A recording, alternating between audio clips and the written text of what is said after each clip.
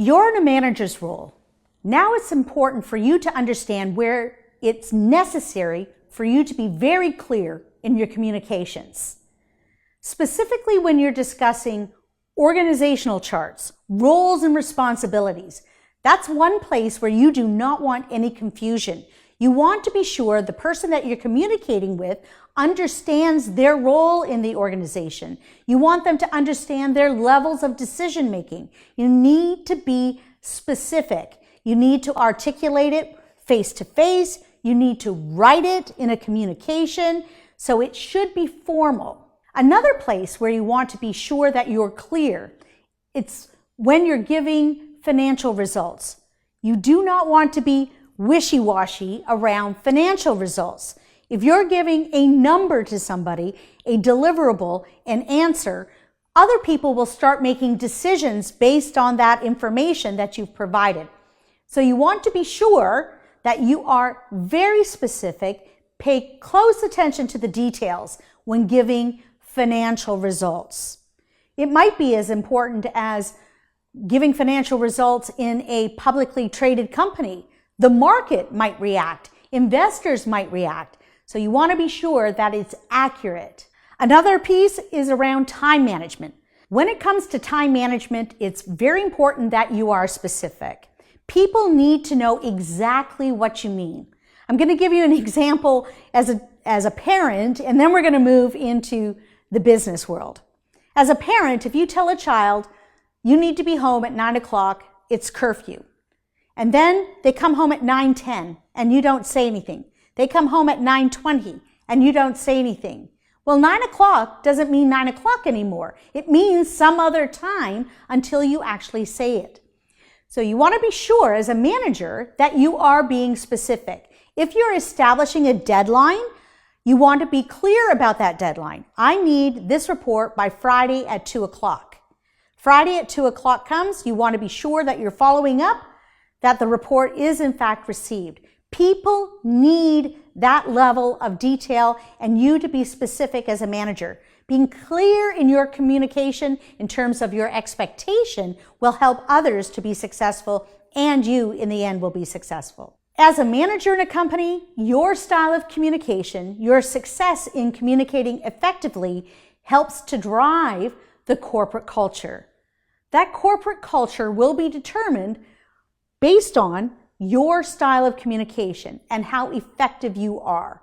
If you are an effective leader, an effective communicator, people will feel involved. They will feel engaged. They will be engaged. When you're not communicating effectively, there will be a sense of chaos or things are out of control within the organization. The culture you want is dependent on you, the actions you take, and the style you have in communicating effectively.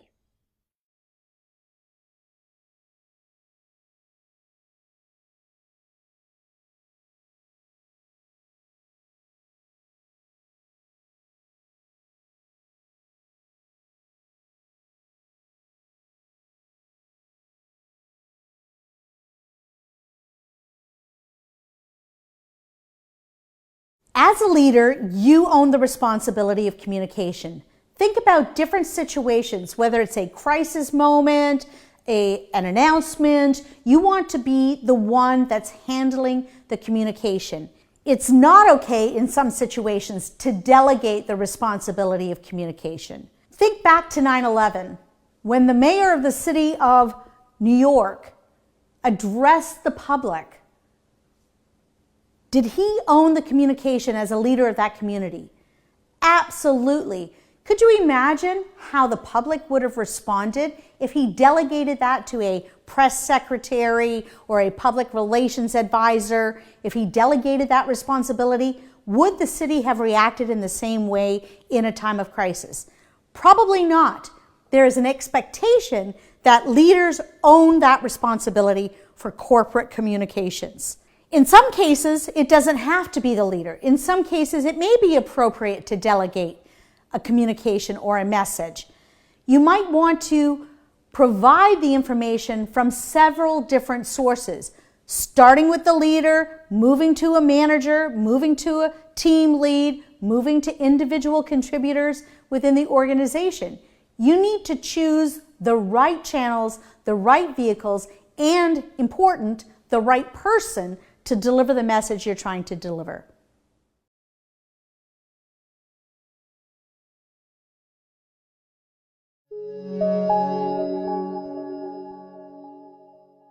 When an organization is under pressure, there might be a different type of communicator that you need. In this session, I'm going to go through a few of the different characteristics that you want in a communicator, and we'll talk a little bit later about who does the communicating. When you're in a difficult situation, whether it's delivering bad news in a crisis situation, who do you want at the front of the room? Who do you want when you're under pressure? Some of the characteristics around that individual, first of all, that person needs to be confident. They need to be able to stand at the front of the room, strong, with confidence, and feel assured of themselves despite the challenging situation that they're in. They need to have leadership skills, being natural in a leadership environment. People will be looking to them for answer. And whether they are the official leader or a leader for that situation alone is irrelevant. People are going to look at them to be the leader.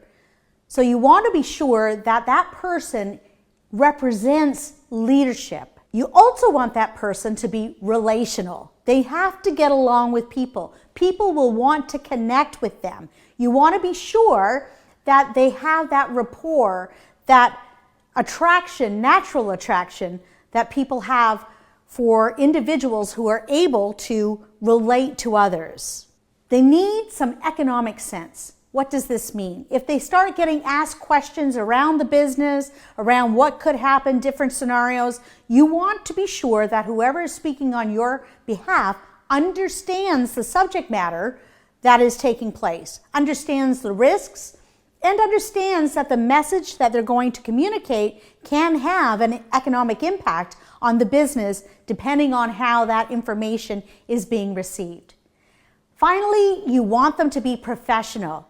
They need to have the entire reputation of your business, of your organization, resting on their shoulders. You want them to present you in a professional manner. Be sure that whatever the image of your company is, whatever message you want to deliver is coming through the individual that you choose to do the talking.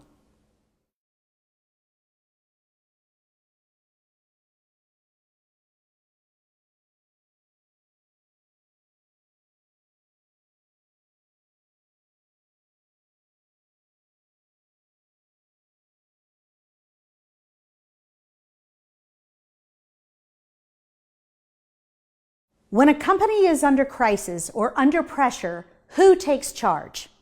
The leader takes charge. The leader needs to decide who is going to do the communication, and that really depends on the situation and the nature of the communication. Think of a number of different variables or situations where leaders have been in front of the audience. Perhaps it's a product recall.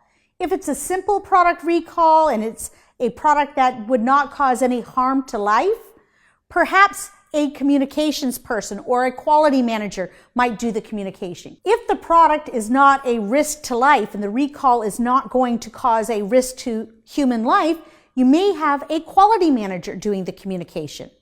Now think of a situation where a recall of a vehicle that has some sort of a defect that's causing traffic accidents and loss of life. Who's going to do the communicating in that situation? That should be the CEO. That should be the top person in the business acknowledging the risk and acknowledging the importance. Why is it important that the CEO handle that type of communication? Because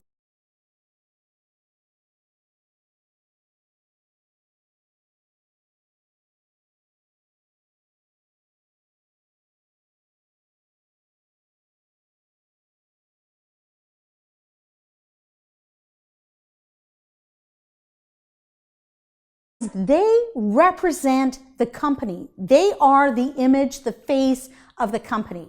By the CEO speaking to the challenge, it demonstrates how important the message is.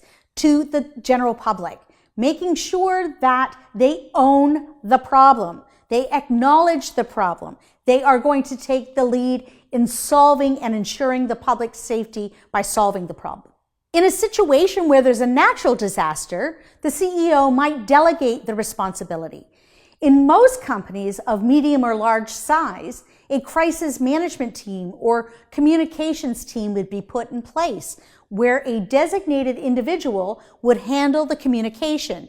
In those situations, it's not always necessary for the CEO to do the talking. When a situation is difficult and the company is under pressure, it's important for that communication to be frequent. Communicate, communicate, communicate. Communicate at all levels of the organization, and if it's in the public domain, be sure that you're going back out to the public to share where you are in the process of rectifying the situation or addressing the concerns. People want to know. People know that there's a challenge. People know that you've had a problem. They want to know that it's under control. The more often you communicate, the more ways you communicate and how you communicate will help the general public understand that you've got this situation under control. Sometimes it will take people 8 different ways of hearing the message to truly understand the message. So frequency is relative. It's important.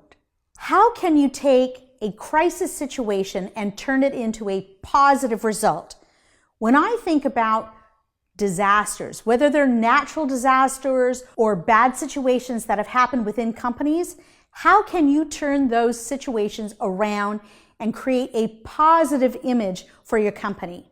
When I think about 9/11 and what FedEx did in response to the terrible situation, they actually took a very negative situation and turned it into something positive for FedEx. What did they do? They rallied every single truck they could get their hands on to deliver packages that they knew were really, really important to businesses keeping this country moving. FedEx responded in a positive way. It wasn't about them. It was about the customers. And they took a horrific situation and turned it into a very positive result and demonstrated how a great company can respond to a terrible situation with a positive result. Another example would be a situation where a company has to do a mass layoff. They're in a bad financial crisis and need to shut down a plant. How can they turn that into a positive outcome for the company? It's about how they treat the people that are affected by the bad news. I have seen some companies who will actually go out to the local market, communicate with the other companies, have HR departments working with HR departments to actively try to find other employment for the people who are losing their jobs. It allows people to leave with a positive view of the company and not feeling hurt and disappointed about something that's happened to them.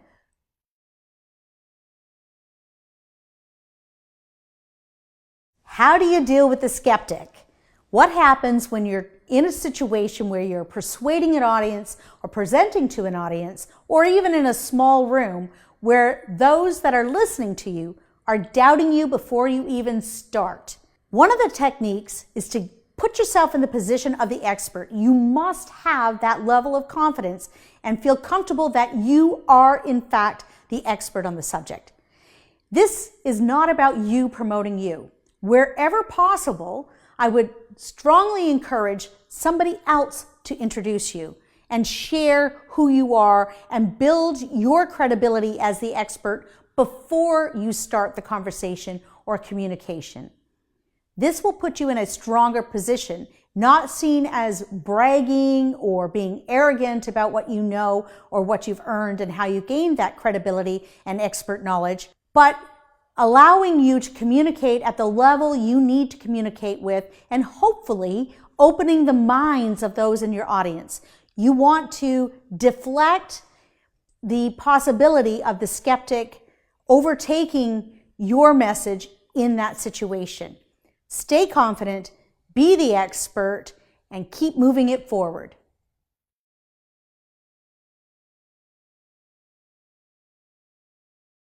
One of the most difficult conversations to have is a situation where you're delivering bad news. It might be a situation where you're terminating somebody's employment. You might have to tell them about an event with a loved one. Let's take a look at the termination situation. How would you handle that situation? You're sitting in an office and you're about to let somebody know that their job is no longer theirs. It's going to be emotional. People are going to have a natural reaction. People are going to get sad. They could get mad. It could be everything all at once. How are you going to prepare to be sure that you have the most successful conversation in that situation? Number one, keep the individual's dignity intact. You always want to be sure that you are taking care of the human side of that conversation. Keep the person's dignity intact. You want to be sure not to use derogatory language. You want to stick to the facts. Be as simple, as specific as possible. You want to focus on the facts and not the emotions. Avoid being judgmental about the individual and who they are as a person, and focus on the results or the lack thereof results. Be specific around your decision. Be specific around the details, not around the person. You want to depersonalize this as much as possible. In those situations, I would keep the conversation as short and tight as possible. People are no longer thinking when they're receiving bad news. People will automatically go into a defensive mode, a reaction mode. That fight or flight reflex will kick in, and they won't hear you anymore. It's really important that you allow the individual to listen to and understand the information, go away, and then come back with any questions at a later date. So keep it tight, keep it personal and human. Use your empathy, protect their dignity, and focus on the data, not on the person.